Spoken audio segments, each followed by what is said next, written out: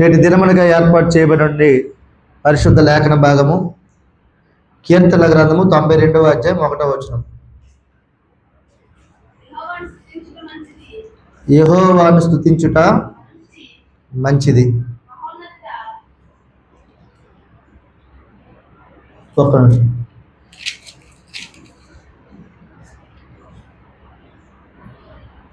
మహోన్నతుడా మంచిది. చాలు. మళ్ళా రెండోసారి మన మనసును దేవుని వైపు త్రిప్పుకునేలాగున, దేవుడు మన చుట్టూ ఆయన కాపుదల, ఆయన కంచె వేసేలాగున, ఆయన సహకారం మరలా మళ్ళీ కోరుకుందాం, ప్రార్థన చేసుకుందాం. మహోన్నతుడా మీకు స్తోత్రాలు తండ్రి. చదవబడినటువంటి మాటలు ధ్యానించడానికి సహాయం దయచేయండి. దేవా, యెహోవాను స్తుతించటం మంచిది మంచిది అనే మాట నన్ను ప్రభువా కొద్ది నిమిషాలు ధ్యానించడానికి సహాయం దయచేయమని, మా అందరితో నువ్వు మాట్లాడమని, మహిమ పొందుకోమని, చెప్పబడిన మాటలు మా హృదయాల్లో ఫలింపజేయమని యేసయ్య అతి పరిశుద్ధ నామమున అతి మిక్కిలి వినయంతో బ్రతిమలాడి వేడుకుంటున్నాను నా పరమ తండ్రి. హల్లెలూయా, హల్లెలూయా. కొద్ది నిమిషాలు ఈ మాటలు మనం ధ్యానించుకుందాం. మరి ఎప్పుడు ప్రతిసారి మనము ఇలాగా సంఘంలో కూడుకున్నట పాస్టర్ గారు కానీ మేము కానీ ఉంటాం. మరి సహోదరుడు జేమ్స్ అన్నయ్య మన మధ్యలో ఉన్నాడు. ఆయన దేవుని చేత మాట్లాడే మాటలు మనము వినడానికి ఎక్కువ సమయం ఆయనకి ఇచ్చి ఆయన మాటలు వినడానికి మనం ప్రయత్నం చేద్దాం. మొదటి వర్తమానం అనేది త్వరగా ముగించుకొని ఆయనకి సమయాన్ని అప్పగించడానికి ప్రయత్నం చేస్తాను. ముందుగా దేవునికి వందనాలు. స్థానిక సంఘ కాపరికి, వారి కుటుంబానికి ప్రభు అయిన యేసు నామములో వందనాలు తెలియజేస్తూ ఉన్నాను. అలాగే నా తోటి విశ్వాసులైన మీ అందరికీ ప్రభు అయిన యేసు నామములో శుభము తెలియజేస్తూ ఉన్నాను. దేవునికి స్తోత్రం. హల్లెలూయా. అంశము మనం మాట్లాడుకోవాల్సిన అంశం ఏంటంటే మంచిది. ఏది మంచిది, ఏది చెడు. చిన్నపిల్లలకి ఏది మంచిదో ఏది చెడో తెలియకపోవచ్చు, కానీ వయసులో పెరుగుతున్న మనకి ఏది మంచిదో ఏది చెడో తెలుసు. ఈ లోకంలో ఏది మంచిదో ఏది చెడో అనే ఆలోచన చేసే కంటే దేవుని దృష్టికి ఏది మంచిది, దేవుని దృష్టికి ఏది మంచిది. మన భూమి మీద ప్రాణం ఉంటున్నప్పుడు అబద్ధం ఆడకూడదనో, లేకపోతే మోసం చేయకూడదనో, లేకపోతే దొంగిలించకూడదనో, ఇలాంటివి చేయకూడదంటే ఇవి మంచివి కానివి. మంచివేవి? తల్లిదండ్రులు గౌరవించమనో, పెద్దలను గౌరవించమనో, లేకపోతే మనము ఉపాధ్యాయులు గౌరవించమనో, లేకపోతే బాగా చదువుకోమనో ఇవి చెప్పడము, ఇవి మంచివి. ఇది ఈ లోక రీతిగా మనం ఆలోచిస్తున్నటువంటి మంచి కోసం. కానీ ఆధ్యాత్మికంగా దేవుని విషయంలో మనం ఆలోచన చేస్తే ఏది మంచిది? కీర్తనాకారుడైనటువంటి దావీదు దేవునికి కృతజ్ఞతాస్తుతులు చెల్లిస్తూ ఆయన మాట్లాడుతున్న మాట ఏంటంటే యెహోవాను స్తుతించుట మంచిది. మొదట ఆన్సర్ అక్కడే దొరికింది మనకి. ఏది మంచిది? యెహోవాను స్తుతించుట మంచిది. చాలా సందర్భాల్లో మన జీవితంలో మేలు జరిగితేనే దేవుణ్ణి స్తుతిస్తాం. మొన్న 10th క్లాస్ పిల్లలు పాస్ అయ్యారు. పాస్ అయినట్టు మా బావ మా చెల్లి ఫోన్ చేసి పాప పాస్ అయ్యింది, మనం కృతజ్ఞత కూడుకు పెట్టుకుందాం. మంచి జరిగింది, కృతజ్ఞత కూడుకు పెట్టుకున్నారు, అది ఆశీర్వాదం. దేవునికి స్తోత్రం. అలాగే నేను పడిపోయిన తర్వాత మళ్ళీ 4 నెలలు రెస్ట్లో ఉన్నాను. తర్వాత జనజీవన శ్రమంతలోకి వచ్చాను. ఆ బయట ప్రపంచాన్ని రావాలన్నప్పుడు నేను మళ్ళీ ఏం చేశానంటే పాస్టర్ గారిని, సంఘాన్ని పిలిపించి ప్రార్థన చేసుకొని బయటికి రావడం జరిగింది. అంటే మేలులోని దేవుణ్ణి స్తుతించాలి, కీడులోను కూడా దేవుణ్ణి స్తుతించాలి. అందుకే కీర్తనకారుడైన దావీదు చెప్తున్న మాట ఏంటంటే యెహోవాను స్తుతించుట మంచిది. ఎందుకు మంచిది అని అంటే నా వ్యక్తిగత జీవితంలో జరిగిన విషయాన్ని మళ్ళీ ఇక్కడ మీకు అర్థం అవ్వడానికి తెలియజేస్తాను. జనవరి 14వ తేదీ నేను పడిపోయిన సంగతి మీకు తెలుసు. సర్జరీ అయ్యింది. ఏప్రిల్ నెల వరకు సెలవుల్లోనే ఉన్నాను. ఏప్రిల్ 24 10 డ్యూటీలో జాయిన్ అయ్యాను. 24న మరలా యాక్సిడెంట్ జరిగింది. యాక్సిడెంట్ నేను చేసింది కాదు, తమ్ముడు డ్రైవింగ్ చేస్తున్నాడు, నేను వెనకాల కూర్చున్నాను. మీరు ఎవరూ చూడలేదు, మీకు అది నిజంగా అనిపించకపోవచ్చు, కానీ స్పాట్లో ఉన్న నేను ఇప్పటికీ కూడా అది తలుచుకుంటే ఆ దేవుడే కనుక నాకు లేకపోతే ఈరోజు మీ మధ్య నేను నిలబడేవాడిని కాదు. బండి ఎంత గట్టికెళ్ళి తగలకపోతే నిన్న బండిని మళ్ళీ బాగు చేసి నేను తీసుకురావడం జరిగింది. సుమారు 10,000 రూపాయలు బండికి ఖర్చు పెట్టామన్నమాట. అంత స్పాట్ అక్కడ బుక్కడ నీరు అడగకుండా చచ్చిపోయినటువంటి పరిస్థితి ఆ యాక్సిడెంట్లోనే. కానీ మొదటకు వచ్చిన మాట ఏంటంటే యెహోవాను స్తుతించుట మంచిది. ఆయన స్తుతించబట్టి నేను మరలా రక్షించబడ్డాను. ఆయన తన రెక్కల చాటును నన్ను భద్రపరుచుకున్నాడు. తల్లి తన పిల్లలు ఎలాగైతే చేర్చుకుంటుందో అలా నా దేవుడు ఆ యాక్సిడెంట్ జరుగుతున్నప్పుడు కూడా మరలా ఏదైతే యాక్సిడెంట్ జరిగిందో ఆ ప్లేస్ మీద ఎటువంటి గాయం జరగకుండా దేవుడు కాపాడంటే ఏంటంటే కారణం ఏంటంటే, ప్రియమైన దేవుడి సంగమా, దేవుని పిల్లలారా, యెహోవాను స్తుతించిన తరువాత నేను నా పనులు ప్రారంభించాను. అంటే దేవునికి మొదటి స్థానం మనం ఇవ్వాలనేది ఇక్కడ దాని తాలూకు ఉద్దేశం. దేవునికి స్తోత్రం, హల్లెలూయా. మొదటి స్థానం ఎవరికి ఇవ్వాలి? దేవునికి ఇవ్వాలి. రాత్రి నేను, నా భార్య, నా పిల్లలు కుటుంబ ప్రార్థన చేసుకున్నప్పుడు ఫేస్బుక్లో ఒక మెసేజ్ వచ్చింది. ఒక 7 పనులు మీరు సక్రమంగా మీరు పాటించినట్టయితే మీ జీవితాల్లో మేలు కలుగుతుంది అని ఒక మెసేజ్. అందులో ఉన్న మొదటి మాట ఏంటంటే, నువ్వు దినము ప్రారంభించినప్పుడు ప్రార్థనతో ప్రారంభించాలి, నీ దినాన్ని నువ్వు ముగించినప్పుడు కూడా ప్రార్థనతోనే ముగించాలి. అంటే నేను లేచిన వెంటనే మన పరుపుల మీద ఉంటుండగానే మన జీవితమే పాపము, పాశముఖము, పాశనూరు ఇవేం ఆలోచించక్కర్లేదు. మన జీవితం ఏంటి ఉంది? పాపము. దేవుడు సమస్త మెరిగిన దేవుడు. లేచినప్పుడు మొదట 5 గంటలకో 6 గంటలకో 7 గంటలకో మనం లేచినప్పుడు మొదట చేయవలసిన పని ఏంటంటే, దేవాలను జీవముతో ఉంచావు. ఎందుకంటే పడకల మీదే నిద్రలోని హార్ట్ అటాక్ అయినో లేకపోతే ఇంకొకటో వచ్చి చనిపోయిన వాళ్ళు ఎంతో మంది ఉన్నారు. కానీ ఆయన కృపచేత మనం రక్షించబడ్డాం కాబట్టి, ఆయన కృపచేత మనకు ఆరోగ్యం దేవుడు ఇచ్చాడు కాబట్టి, లేచిన వెంటనే మన కృతజ్ఞత ఎవరికి చెల్లించాలి? దేవునికి చెల్లించాలి. సరే, మొదట దేవుడికి చెల్లించాం. తర్వాత ఉద్యోగానికో లేకపోతే వేరు పనులకో బయటకు వస్తాం. ఇంట్లో నుంచి బయటకు వచ్చిన తర్వాత మరలా ఆ వ్యక్తి ఇంటికి వెళ్తాడో వెళ్ళడానికి గ్యారంటీ లేనటువంటి రోజులు. మరి మనం క్షేమంగా వెళ్ళాలంటే మళ్ళీ ఎవరి సహకారం కోరుకొని వెళ్ళాలి? మనము దేవుని దగ్గరికి వెళ్ళి మోకరించి, దేవాన్ని నువ్వు నా వ్యక్తిగత పనుల చేత, నా ఉద్యోగం చేత నేను బయటికి వెళ్తాను, నాకు రక్షించండి, నా కాపుదలను ఇవ్వండి, నాకు భద్రత ఇవ్వండి ప్రభు, దేవుని ప్రార్థించి మరలా వెళ్ళాలి. సరే, అయిపోయింది. క్షేమంగా మళ్ళీ ఇంటికి వచ్చావు. క్షేమంగా వచ్చినందుకు మళ్ళీ ఏం చెల్లించాలి? దేవుడికి కృతజ్ఞత చెల్లించాలి. నువ్వు రిటర్న్ వస్తున్నప్పుడు అనేక మందికి నీ మార్గ మధ్యలోని యాక్సిడెంట్ అయ్యో, పడిపోయో, లేకపోతే ఇంకొకలాగో ఉంటారు. కానీ దేవుడు క్షేమంగా నీ ఇంటికి తీసుకొచ్చాడంటే కారణం ఏంటంటే ఆయన తాలూకు కాపుదల. దాన్ని బట్టి దేవునికి ఏం చెల్లించాలి? కృతజ్ఞత చెల్లించాలి. తర్వాత 3 పూట్లు దేవుడు అడుగుతున్న ఆహారం ఇచ్చాడు, మరలా మనం పడుకోవడానికి రెడీ అయిపోతున్నాం. అప్పుడు మళ్ళీ దేవునికి ఏం చెల్లించాలి? అంటే ఎన్నిసార్లు నువ్వు దేవునికి కృతజ్ఞత చెల్లిస్తే అన్నిసార్లు నీ జీవితంలో ఏటు కలుగుతుందంటే మేలు కలుగుతుంది. దేవునికి స్తోత్రం. ప్రార్థించడం కోసం మనం విసిగిపోయే వారిగా ఉండకూడదు. ఎన్నిసార్లు అవకాశం ఉంటే అన్నిసార్లు దేవుడిని మహిమపరచాలి, అన్నిసార్లు దేవుని స్తుతించాలి.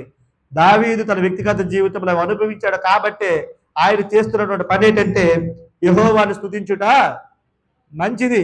ఈ లోకంలో ఏది మంచిదంటే దేవుని స్తుతించడం కంటే మంచిది ఇంకొకటి ఏది లేదు. దేవదూతల స్వరూపం నీకు ఇవ్వాలని దేవుడు ఇష్టపడుతున్నాడు. దేవదూతల తాలూకు పని ఏంటి? పరలోకంలోని నిరంతరము దేవుడిని స్తుతించడము. అదే భాగ్యాన్ని నీకు ఇవ్వాలని దేవుడు నిన్ను పుట్టించాడు. మనల్ని పుట్టించడంలో ఆయన తాలూకు ఉద్దేశం ఏంటంటే దేవుడిని మహిమపరచాలని, దేవుడిని స్తుతించాలని, దేవుడిని ఘనపరచాలని. దేవదూతలు ఎలా అయితే ఆయన చుట్టూ ఇరువైపులా ఉంటారో అలాగే నిన్ను కూడా అక్కడ కూర్చుని పెట్టుకోవాలని దేవుడు ఇష్టపడుతున్నాడు. మరి మనం ఎలా ఉన్నాం? మనం దేవుడిని స్తుతిస్తున్నామా? స్తుతించట్లేదా? దైవజనమా, ఒక్కసారి మనం ఆలోచించేద్దాం.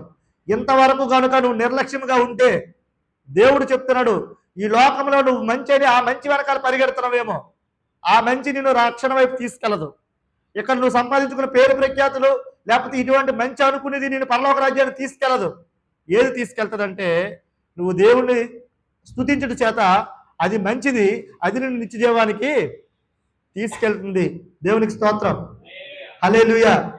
మొదటి మాట మనం నేర్చుకున్న మాట, దేవుడు మనకు నేర్పించిన మాట. ఆధ్యాత్మికంగా కానీ భూమి మీద కానీ క్రైస్తవులుగా మనకి ఏది మంచిది అంటే యెహోవాను స్తుతించుట మంచిది. క్రైస్తవులుగా మనం మొదట ఏది ఆలోచించాలి? మన జీవితానికి ఏది మేలు అంటే దేవుడిని స్తుతించుటే మేలు. దేవునికి స్తోత్రం. రెండవ మాట, తిమోతికి రాసిన మొదటి పత్రిక 2వ అధ్యాయము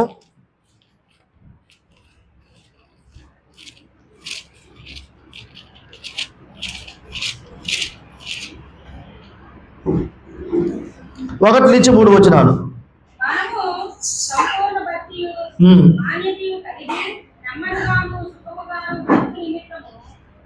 కంటే ముఖ్యముగా మనుషులందరి కొరకును రాజుల కొరకును అధికారుల అందరి కొరకును విజ్ఞాపనలను ప్రార్థనలను యాచనలను కృతజ్ఞతాస్తుతులను చేయవలెనని హెచ్చరించుచున్నాను. చాలు,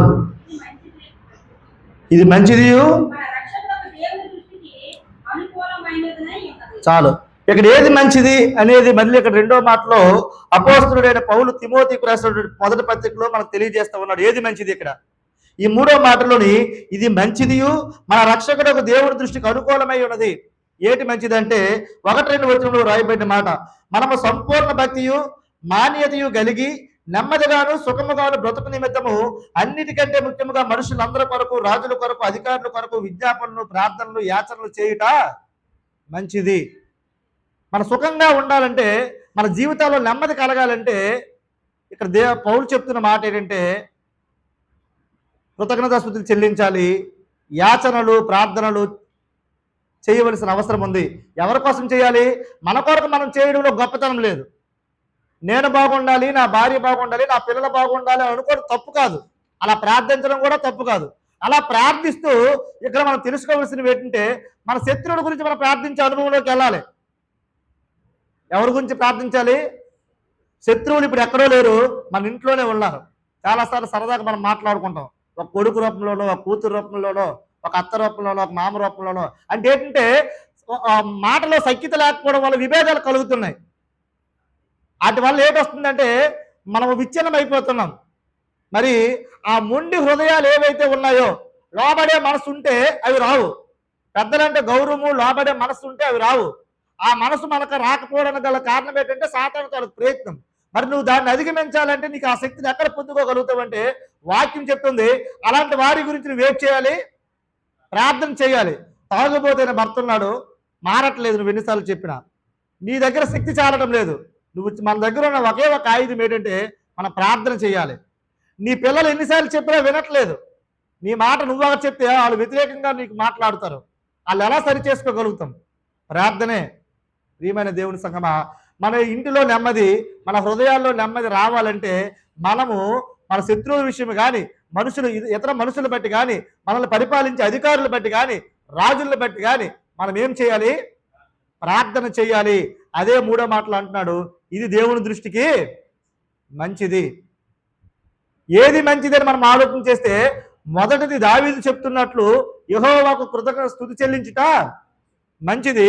రెండవది అందరి కొరకు మనం ప్రార్థించాలి. అందరూ అంటే దాని అర్థం ఏంటంటే అందరూ ఉన్నారు, అందులోనే మంచోళ్ళు ఉన్నారు, శత్రువులు ఉన్నారు. మన కోసం మనం ప్రార్థించుకునే అనుభవంతో పాటుగా మనం ఇరుగు పొరుగు వారి గురించి ప్రార్థించాలి, మన శత్రువుల గురించి ప్రార్థించాలి, మన మీద నాయకత్వం చేస్తున్న వారి బట్టి ప్రార్థించాలి, రోగుల కొరకు ప్రార్థించాలి. ఇలా చేసినట్లయితే అది దేవుని దృష్టికి మంచిది. మరి ఎన్నాళ్ళ నుంచో మనం దేవుని సన్నిధికి వస్తున్న మనం ఏ అనుభవంలోకి ఉన్నాం? ఎంతసేపు నేను, నా భార్య, నా కుటుంబమే అనుకుంటున్నామా? ఇతరుల కోసం ప్రార్థించే అనుభవంలోకి మనం వెళ్తున్నామా? ఇతరుల గురించి కూడా నువ్వు ఎప్పుడైతే ప్రార్థించే అనుభవంలోకి వెళ్తావో అది నీ జీవితాలకి నెమ్మదిని కలుగు చేస్తుంది. దేవునికి స్తోత్రం, హల్లెలూయా. మరలా పిల్లలు, దేని విషయం మొదట మనం నేర్చుకున్న విషయం, దేని విషయం మంచిది? యెహోవాను స్తుతించుట మంచిది. మొదట ప్రాధాన్యత మంచి మన జీవితంలో జరగాలన్నా, మనకు మంచి ఆలోచన రావాలన్నా మొదట ప్రయత్నము, మొదట స్థానం ఎవరికి ఇవ్వాలి? దేవునికి ఇవ్వాలి. దేవుని స్తుతించడం మంచిదని వాక్యం చెప్తుంది. దానికంటే విలువైనది ఏది ఈ భూమి మీద లేదు. రెండో విషయం ఏది మంచిది? ప్రార్థన చేయటం మంచిది. మన కొరకు మనం మాత్రమే కాదు, మన వాళ్ళందరి కోసం ప్రార్థించే అనుభవంలో మనము ఉండాలి. మనం రెండు విషయాలు నేర్చుకున్నాం. మూడో మాట దేవుడు మనతో మాట్లాడుతున్న మాట 1 పేతురు 3:18.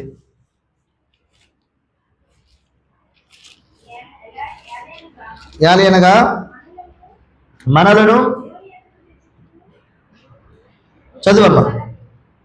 యాలనగా మనల్ని దేవుని యొద్దకు తెచ్చుటకు అనీతిమంతుల కొరకు నీతిమంతుడైన క్రీస్తు శరీర విషయంలో చంపబడి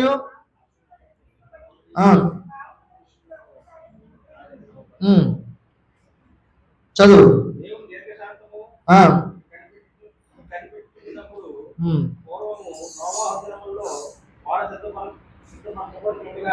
పదిహేడు మాట ఒకసారి చదువు బావా.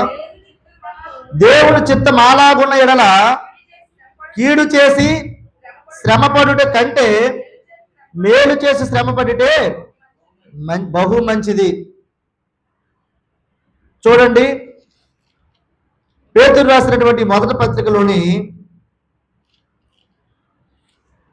13వ మాట అంటాడు, మీరు మంచి విషయములలో ఆసక్తి గలవారైతే మీకు హాని చేయువాడు ఎవడు? మీరు మంచి విషయంలో ఆసక్తి ఉంటే మీకు హాని చేసేవాడు ఎవడు? అంటే మన ఆలోచన మంచిగా ఉంటే మన మన మార్గం కూడా మంచిగా, అలాగే మన కాలం కూడా మంచిగా ముందుకు కొనసాగుతుంది. మన తలంపులు, మన ఆలోచనలు ఎప్పుడు దుష్ట స్వభావంతో, పాపపు ఆలోచనతో ఉంటే అవే మనల్ని తీసుకువెళ్తాయి. కాబట్టి మీరు మంచి విషయంలో ఆసక్తి గలవారైతే మీకు హాని చేయువాడు ఎవడు? దాన్ని అనుసరించి చెప్తున్న మాట ఏంటంటే 17వ మాట, దేవుని చిత్తం అలాగున్న ఎడల కీడు చేసి శ్రమపడుట కంటే మేలు చేసి శ్రమపడుటే బహు మంచిది. చాలాసార్లు మంచికి వెళ్తేనే మనకు చెడు ఎదురవుతుంది. మనము నిజంగా ఇప్పుడు నా అపరాధం ఉన్న నాకు పనిష్మెంట్ వచ్చిందంటే ఒక రకం, కానీ మన ప్రేమేమి లేకుండా మనం మంచి చేద్దామన్నా మనకి ఏది ఎదురవుతుంది? కీడే ఎదురవుతుంది. కానీ వాక్యం చెప్తుంది, దేవుడు చిత్తం అలాగున్న ఎడల కీడు చేసి శ్రమపడుట కంటే, కీడు ఎవరికైనా తలపెట్టి శ్రమపడుట కంటే మనం చేతనైనంత మట్టుకు మేలు చేసి, వాళ్ళు మన మీద నిందేసినా దేవుని చిత్తంలో వదిలేయాలి, మన మీద వాళ్ళు అనరాని మాట్లాడినా మనం వదిలేయాలి. ఇలా చేయడం కూడా దేవుని దృష్టి ఏంటన్నా దేవుడు బహు మంచిది. అయితే మీరు దేని విషయంలో శ్రమ పడుతున్నాం? మన కొరకు మనం శ్రమ పడుతున్నాం, మన పిల్లల కోసం మనం శ్రమ పడుతున్నాం.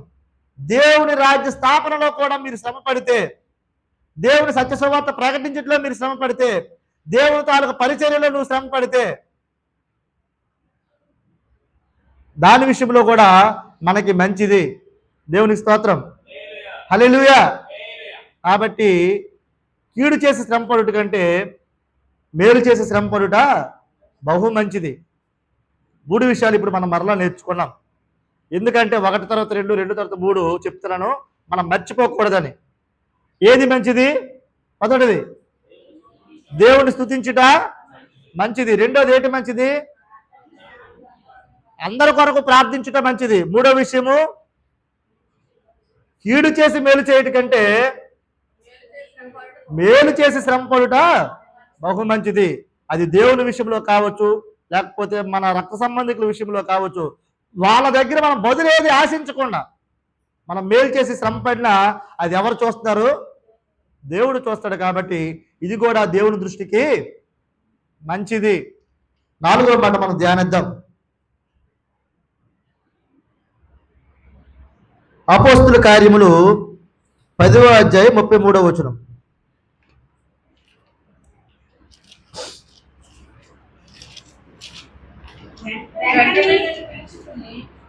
ఒక్క నిమిషం.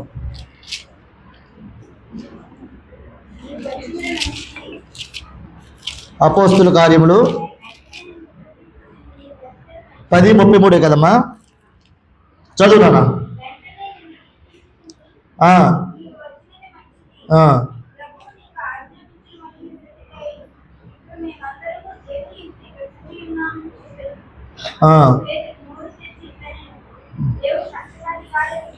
చాలు.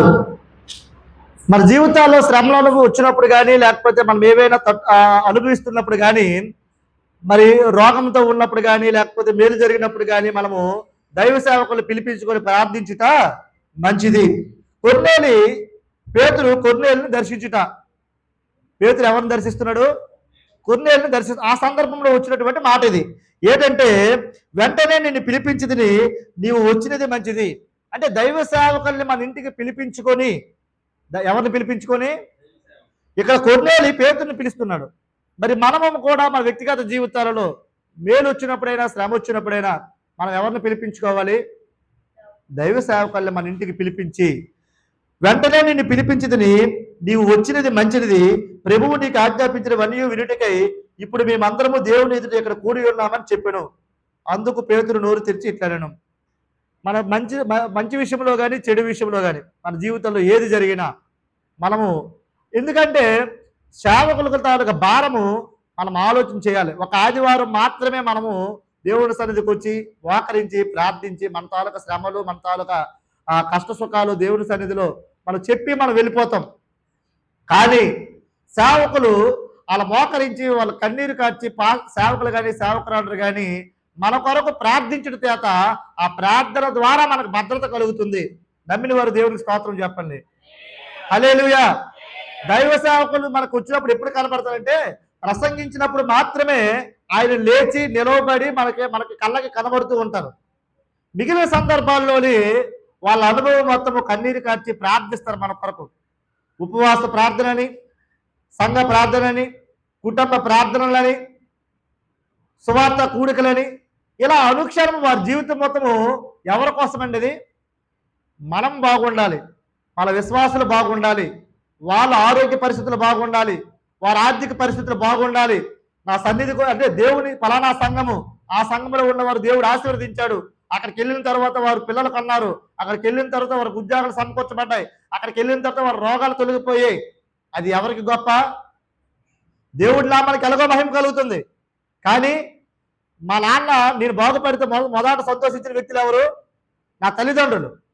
అలాగే సంఘములో మనం బాగుపడితే, సంఘములో మంచి ప్రార్థనా పరులు లేస్తే, సంఘములో మంచి విశ్వాసులు ఉంటే, సంఘములో మంచి పాటలు పాడిన వారు ఉంటే, సంఘములో మంచి వాక్యం బోధించేవారు ఉంటే, అలాగే సంఘములో అనేక అద్భుత ఆశ్చర్య క్రియలు పొందుకున్న వారు ఉంటే, అది మొదట సంతోషించినటువంటి వ్యక్తి ఎవరంటే దేవుని తర్వాత సేవకులే. కాబట్టి కొన్నేరు చేసినట్టు మనం కూడా ఏం చేయాలంటే, మనం మంచి జరిగినా మనకు కీడు జరిగినా మనము మన ఇంటికి ఎవరిని పిలిపించుకోవాలి? దేవుని సేవకులు పిలిపించుకొని మనం ప్రార్థించుకున్నట్లయితే అది దేవుని దృష్టికి మంచిది. డాక్టర్ గారి దగ్గరికి వెళ్ళినప్పుడు, లాయర్ దగ్గరికి వెళ్ళినప్పుడు నిజాలు చెప్పమని మనకు సామెత ఉంది. ఎవరి దగ్గరికి వెళ్ళినప్పుడు? డాక్టర్ దగ్గరికి వెళ్ళినప్పుడు మనకున్న రోగం చెప్పుకోకపోయాం మనకు ఏంటిది, కొన్ననాలికి మందేస్తే ఉన్ననాలికి పోతుంది సామెత. అంటే డాక్టర్ గారి దగ్గరికి వెళ్ళినప్పుడు అబద్ధం ఆడకూడదు. అలాగే లాయర్ దగ్గరికి వెళ్ళినప్పుడు అక్కడ జరిగిన సన్నివేశాన్ని సక్రంగా చెప్పకపోయామనుకోండి, అక్కడ కూడా కథ మొత్తం తారుమారు అయిపోతుంది. అలాగే ఇవి ఎలాగైతే మనం లోక తీరుగా మాట్లాడుకుంటామో, దేవుడి సన్నిధిలో దేవునికి అసలు యాక్చువల్గా దేవునికి మనకి మధ్యవర్తి ఎవరు లేరు, దేవుడే మధ్యవర్తిగా వచ్చాడు. కానీ మన ప్రార్థన మనవులు దైవ సేవకులను పిలిపించుకొని, అభిషేకితులు పిలిపించుకొని మనం ప్రార్థన సహకారం కోరితే, మనం ఏమి కూడా మన జీవితాల్లో దాపరికం లేకుండా దైవ సేవకుడికి మనం తెలియజేసి, అన్నా నా పరిస్థితి ఎలా ఉంది, అన్నా నా పరిస్థితి ఎలా ఉంది, మీరు ప్రార్థన చేయండి అని సంఘపక్షంగా మన కుటుంబాన్ని మనం పెడితే, సంఘము ప్రార్థించగా ఏటైంది? సంఖ్యలు బద్దలైనట్టు సేవకులు ఏం చేస్తారు? తన అనుదిన ప్రార్థనలో ప్రార్థన చేసుకుంటూ సంఘములో ప్రకటించి మీ కొరకు ప్రార్థిస్తారు. ప్రార్థించడం వల్ల మేలు మనకు తెలుసు. కాబట్టి ఈ విషయం అక్కడ మనం విజయం పొందుకోవడం కారణం ఏంటంటే, దైవ సేవకుల దృష్టికి యథార్థంగా మన స్థితిని మనం తెలియజేసేవారిగా ఉండాలి. ఆయన పిలిపించుకొని, పాస్టర్ గారు నా పరిస్థితి ఎలాగుంది, మీరు ప్రార్థన చేయండి అంటే, వాక్య జ్ఞానం ఉన్నటువంటి సేవకుడు వాక్యాన్ని తీసి వాక్యం చేత మనల్ని బలపరుస్తాడు. వాక్యమే మనకు ఆదరణ, వాక్యమే మనకు ధైర్యం ఇస్తుంది, వాక్యమే మనల్ని బలపరుస్తుంది. అటువంటి వాక్యము కలిగినటువంటి వ్యక్తి దైవ సేవకుని మన ఇంటికి పిలిపించుకొని మనము ఆయన ద్వారా ప్రార్థన చేసుకున్నట్లయితే అది దేవుని దృష్టికి మంచిది. మనం ఎలాగో ప్రార్థన చేస్తాం, అంత మాత్రమే కాదు, నువ్వు ఏ సంఘానికైతే వెళ్తున్నావో ఆ సంఘం తాలూకా సేవకుడిని మన ఇంటికి పిలిపించుకొని మన కొరకు మనం ప్రార్థించుకునేటట్లు చేయడము దేవుని దృష్టికి అది ఆశీర్వాదము. ఇప్పుడు ఎన్ని విషయాలు మనం నేర్చుకున్నాం? 4. మరలా చెప్పండి. 1వ విషయం, యెహోవాను స్తుతించుట మంచిది. కాబట్టి మనం ఇక్కడ నుండి రేయి మొదటి జామున మనం లేచిన వెంటనే మనం చేయవలసిన పని దేవుడు మనకు బోధిస్తున్నాడు, హెచ్చరిస్తున్నాడు. ఇంతవరకు కనుక నువ్వు సోమరిపోతుగా నిద్రపోతే దేవుడు మనతో మాట్లాడుతున్నాడు. నువ్వు లేచిన వెంటనే చేయవలసిన మొదటి పని ఏంటి? దేవుడిని స్తుతించాలి. 2వ మాట, అందరి కోసం ప్రార్థన చేయాలి. ఎంతవరకు నీ కోసమే నువ్వు ప్రార్థన చేయొచ్చు, అది మంచిదే. కానీ నీ ఇరుగు పొరుగు వారి కోసం, నీ అత్తమామల కోసం, నీ రక్త సంబంధికుల కోసం, నీ శత్రువుల కోసం నువ్వు ఎప్పుడైతే ప్రార్థన చేస్తావో నీ ప్రార్థన అప్పుడు దేవుని దృష్టికి ఎలా ఉంటుంది? యోగ్యకరంగా ఉంటుంది, అంగీకారంగా ఉంటుంది. అటువంటి ప్రార్థన దేవుడికి ఇష్టము. 3వ మాట, కీడు చేసి శ్రమపడు కంటే మేలు చేసి శ్రమపడు దేవుని దృష్టికి మంచిది. ఆ విధంగా మనం ఉండడానికి ప్రయత్నం చేయాలి. 4వ మాట, దేవుని సేవకులు మన ఇంటికి పిలిపించుకొని మన మన గురించి మనం ప్రార్థన చేయించుకోవడం అనేది ఆశీర్వాదము. అది కూడా దేవుని దృష్టికి మంచిది. అలాగే అక్కడ ఇంకా బోల్డెన్ మర్మాలు ఉన్నాయి. అక్కడ దేవుని పరిచర్యలో మన సహాయం చేసే సహకారులుగా ఉండాలి. సేవ అనేది రాజ్యభారం అందరి మీద దేవుడు ఇచ్చాడు. మత్తయి సువార్త 28వ అధ్యాయంలో ఒక సేవకులకే కాదు, సేవకులు నాయకులుగా ఉంటారు సంఘానికి. కానీ దేవుడి రాజ్యాన్ని కట్టడంలో ప్రతి విశ్వాసి పాత్ర ఉంది. ప్రతి విశ్వాసికి దేవుడు బాధ్యతను అప్పగించాడు. కాబట్టి మనం ఈ చిన్న మంద కానీ పెద్ద మందగా చేయాలన్నా, లేకపోతే అనేకల వైపు దేవుడి వైపు చెప్పాలన్నా, మనం కూడా దేవునికి సేవకులకి మనము సహకారులుగా ఉండాలి. అది దేవుని దృష్టికి మంచిది. 5వ మాట మనము ధ్యానించుకుందాం. రోమీయులకు రాసిన పత్రిక 14వ అధ్యాయం.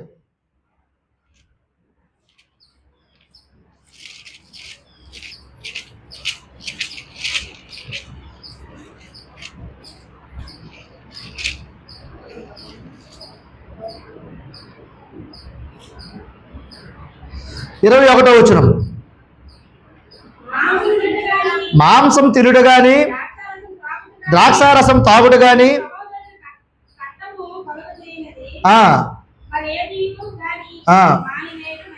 చాలు. ఈ మాటల్ని మనము ఎందుకు తీసుకున్నామంటే, మాంసం తినుడు కానీ ద్రాక్షారసం తాగుడు కానీ మిమ్మల్ని తినొద్దని చెప్పట్లేదు, కానీ ఆరోగ్యానికి అది మంచిదే, కానీ మితిమీరి తీసుకోకూడదు.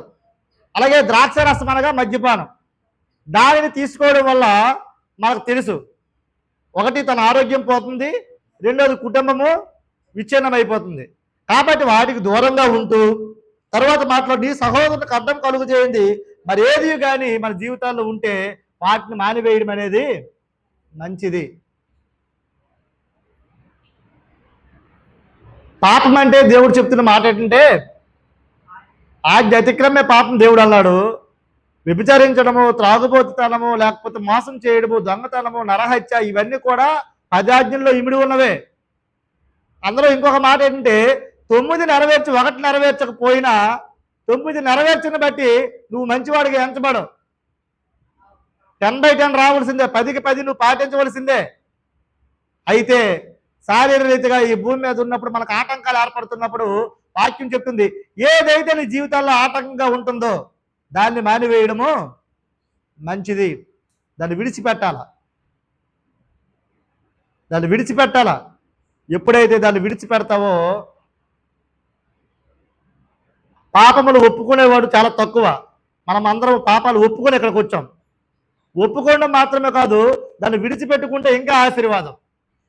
కాబట్టి ప్రియమైన దేవుని సంగమా, దైవజనమా, దేవుడు మాట్లాడుతున్న మాట ఏంటంటే, మనకు నేర్పిస్తున్నటువంటి మాట ఏంటంటే, ఏదైతే మీ జీవితాల్లో ఆటంకాలుగా ఉన్నాయో, అడ్డుగోడలుగా ఉన్నాయో, అపవిత్రమైన విగ్రహాలు మీ జీవితాల్లో ఏలుబడి చేస్తున్నాయో, అవే నీ అభివృద్ధికి ఆటంకాలు, అవే నిన్ను ఎదుగుదల లేకుండా చేస్తున్నాయి, అదే దేవుడికి నీకు దూరాన్ని పెంచుతున్నాయి. అటువంటివి ఏవైనా మన జీవితాల్లో ఉంటే వాటిని మానివేయడం మంచిది, వాటిని విడిచిపెట్టుకోవడం మంచిది. కాబట్టి దేవునికి ఇష్టమైన పని నువ్వు అది దేవుడు ఇవన్నీ మంచివని చెప్తున్నాడు. ఇవన్నీ మంచివి నువ్వు చేస్తే దేవుని దృష్టికి నువ్వు మంచివాడుగా, మంచి దాసుడుగా నువ్వు ఉంటావు. కాబట్టి 5వ మాట దేవుడు మనకు నేర్పిన మాట అంటే, మనం ఏవైతే మన జీవితంలో ఏలుబడి చేస్తున్నాయో, దేవునికి మనకి దూరాన్ని పెంచుతున్నాయో, వైరాన్ని కలుగు చేస్తున్నాయో, వాటన్నిటిని మనము మానివేయడము మంచిది. ఇక్కడ చెప్పబడిన మాట ఏంటంటే, మాంసం తినుట, లేకపోతే ద్రాక్షారసం తాగుట, లేకపోతే నీ సహోదరునికి అడ్డం కలుగు చేయండి, మరి ఏదైనా మన జీవితాల్లో ఉంటే వాటిని మానివేయడము మంచిది. చివరగా ఒక్క మాట చెప్పి నేను ముగించడానికి ప్రయత్నం చేస్తాను. ఫిలోమోనుకు రాసిన పత్రిక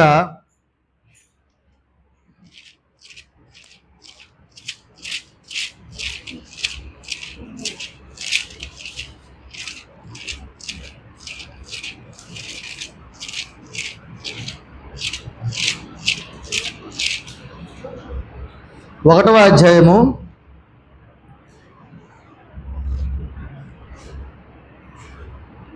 10వ వచనం, లేకపోతే 8 నుంచి 10 వరకు చదవమ్మా. కావున యుక్తమైన దానిని గూర్చి నీకు ఆజ్ఞాపించుటకు క్రీస్తునందు నాకు బహుధైర్యము కలిగి ఉన్నను వృద్ధుడను ఇప్పుడు క్రీస్తు యేసు ఖైదీనై ఉన్న పౌలను నేను ప్రేమను బట్టి వేడుకొనుట మరి మంచిదనుకొని నా బంధకములలో నేను కనిన నా కుమారుడగు ఒనేసేము కోసము నిన్ను వేడుకొనుచున్నాను. అపోస్తలుడైన పౌలు ఫిలోమోనుకు రాసినటువంటి పత్రికలో నా బంధకములలో నేను కనిన నా కుమారుడగు ఒనేసేము దేవుని దృష్టికి యోగ్యుడిగా తన జత పనివాడిగా ఉన్నటువంటి ఆయన కొరకు పౌలు చేస్తున్నటువంటి విజ్ఞాపన ఎలా ఉందంటే, నేను ప్రేమను బట్టి వేడుకొనుట మరీ మంచిదనుకొని, దేనిని బట్టి వేడుకుంటున్నాడు? ప్రేమను బట్టి వేడుకుంటున్నాడు. అంటే ఒనేసేము కొరకు పౌలు విజ్ఞాపన చేస్తున్నాడు. ప్రేమను బట్టి వేడుకోవడం అనేది మంచిదని ఎంచాడు. మనము కూడా మనకు బాగా ఇష్టమైన వ్యక్తులు ఉంటారు మన జీవితాల్లో, భర్త కావచ్చు, పిల్లలు కావచ్చు, స్నేహితులు కావచ్చు. వారిని బట్టి మనము దేవుని తాలూకు ప్రేమను బట్టి వారి కొరకు మనం ఏం చేయాలి? విజ్ఞాపన చేయుట మంచిదని వాక్యం చెప్తుంది. వారిని బట్టి కూడా మనం విజ్ఞాపన చేసేవారిగా ఉండాలి.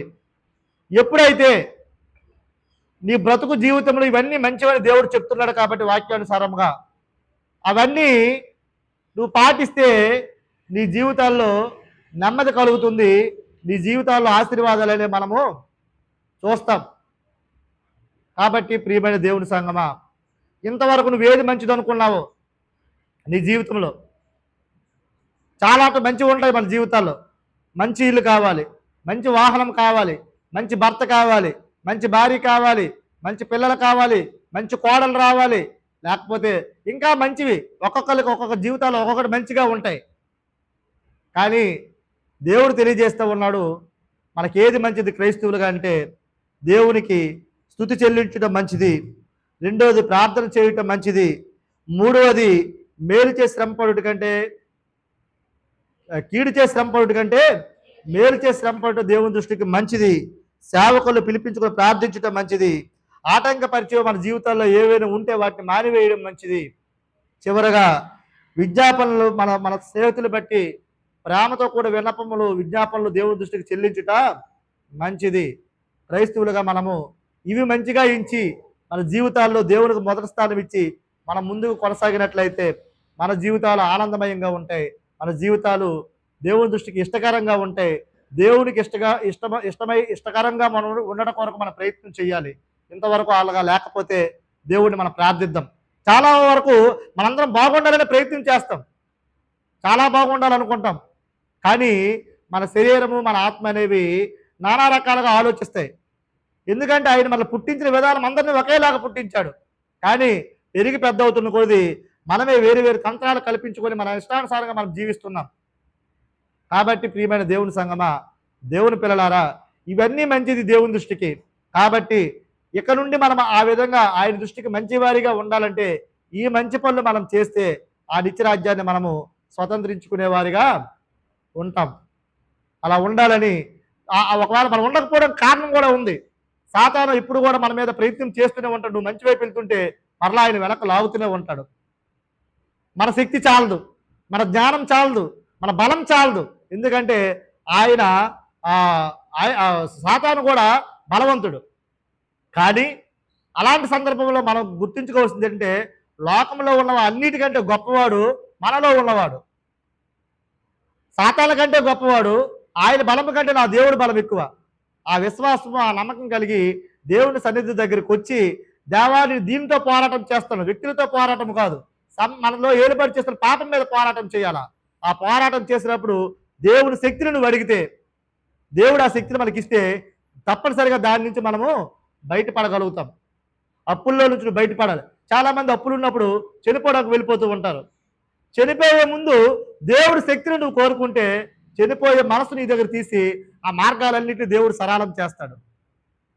చివరి గడియల్లోకి వెళ్ళిపోయి ఇదే నా జీవితం, ఇదే నాకు అంతం అనుకున్న స్థితిలో ఒకవేళ వెళ్తే నువ్వు దేవుడి దగ్గరికి వచ్చి దేవా నా పరిస్థితులు మార్చు, నా పరిస్థితులు చక్కదిద్దు, నేను చేసినవన్నీ నీ దృష్టికి చెడ్డ జీవితమే అనుభవించాను, ఇక్కడి నుంచి ఏది మంచిదో నేర్చుకున్నాను, నేను ఇలా ఉంటాను ప్రభా అని నువ్వు ఆయన దగ్గర ఒప్పుకుంటే, ఆయన దగ్గర ప్రతిదీ అంగీకరిస్తే ఆయన నీకు అట్టి శక్తిని అనుగ్రహించడానికి ఆయన సమర్థుడు. దేవునికి స్తోత్రం. దేవుడు ఈ విలువైన మాటలు ఆశీర్వదించి మనలో ఫలింపజేయును గాక. ప్రార్థన చేసుకుందాం.